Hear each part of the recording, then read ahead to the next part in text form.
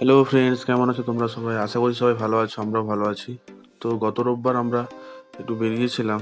তো কদমতলার কাছে দেখতে পেলাম নতুন একটা রেস্টুরেন্ট ওপেনিং হয়েছে।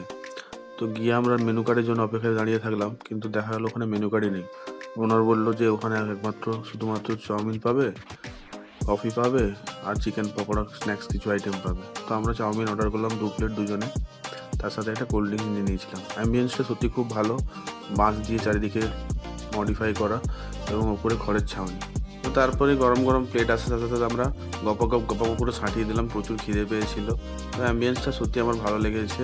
তো জায়গাটা বলে দিই, আমাদের হলদিয়া শহরের মধ্যে আম্বুজা সিটি সেন্টার মল থেকে কদমতলা রাস্তার দিকে যেতে, কদমতলার ঠিক আগেই ডান দিকে দেখতে পাবে টাইম 40 রেস্টুরেন্টের নাম। সত্যি আমাদের অ্যাম্বিয়েন্সটা খুব ভালো লেগেছে, তোমরা পারলে যেতে পারো, ভিজিট করতে পারো। দেখা হচ্ছে নেক্সট ভিডিওতে।